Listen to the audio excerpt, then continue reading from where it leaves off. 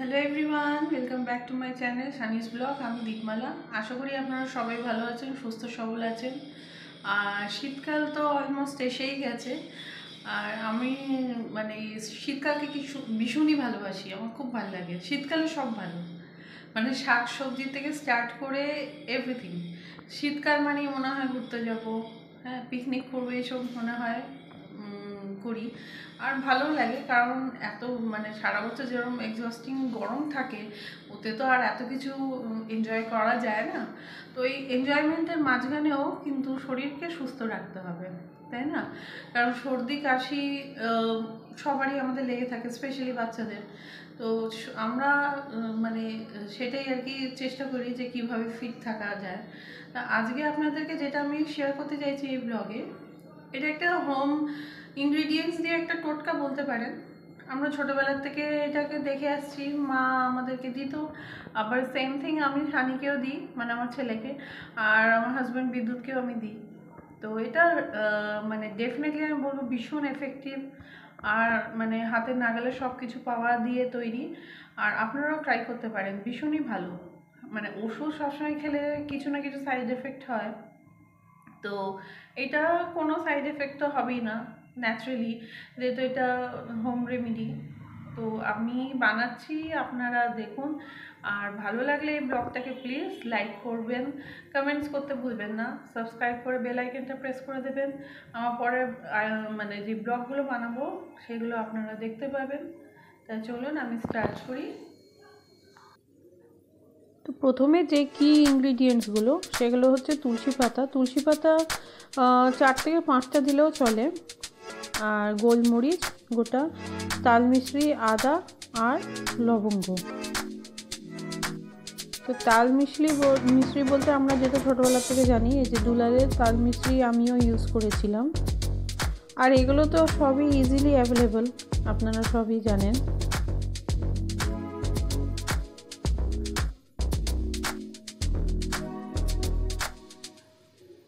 আদাটা এতে আমি ঘষে দেব, কারণ এইভাবে দেব না, আদাটাকে আমি ঘষে দেব। তো ফার্স্টে এর জন্য আমি একটা প্যানে জল নেব। মাপটা হচ্ছে ধরুন 1 কাপ জল। 1 কাপ জলটাকে শুকিয়ে আমাকে 1/2 কাপেরও কম করতে হবে।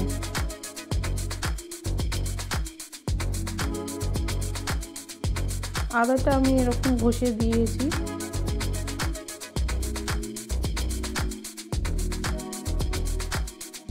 এরপরে আমি এক এক করে সবকটা ইনগ্রিডিয়েন্টসগুলো দিয়ে দেবো।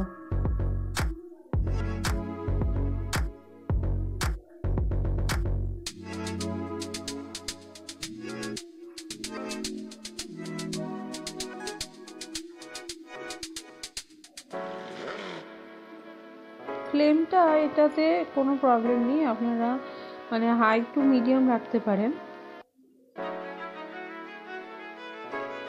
এটা ভালো করে ফুটাতে হবে। ফুটিয়ে যখন একটা ঘন মতন সিরাপ টাইপের হয়ে যাবে, সেটাকেই কনজিউম করতে হবে।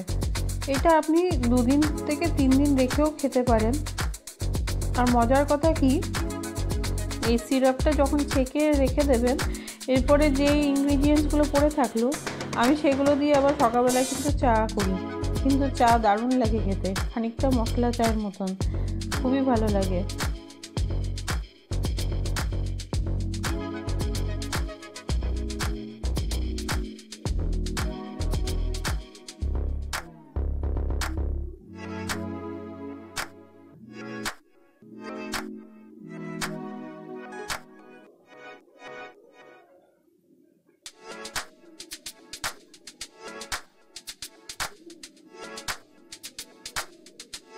দেখুন কালার, জলের যে কালারটা, সেটা আস্তে আস্তে কিন্তু চেঞ্জ হয়ে যাচ্ছে।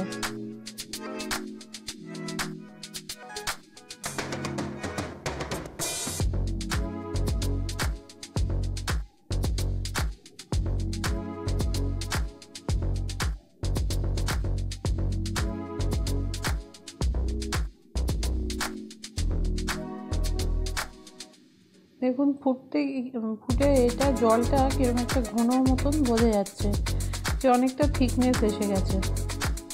এবার আমি ফ্লেমটা অফ করে দিলাম। বেশ ভালোভাবে ফুটে জলটা অনেকটা কমে গেছে। তো আমার সিরাপটা রেডি হয়ে গেছে। এটাকে আমি এবার ছেঁকে নেব। ছেঁকে নিয়ে এটাকে রেখে দেবো। যখন যখন এটা খেতে হবে তখন কিন্তু গরম করে নিতে হবে। আর হ্যাঁ, এটা খাওয়ার পরে অ্যাটলিস্ট 1 ঘন্টা কিন্তু জল খাওয়া যাবে না। এই যে দেখুন কালার চেঞ্জ হয়ে গেছে, একদম জাস্ট সিরাপের মতন মনে হচ্ছে। তো আজকের এই ব্লগটা আমি এখানেই শেষ করছি। এরপরে আমি আরও ব্লগ নিয়ে আসবো, আমাকে ফলো করবেন। Till then by.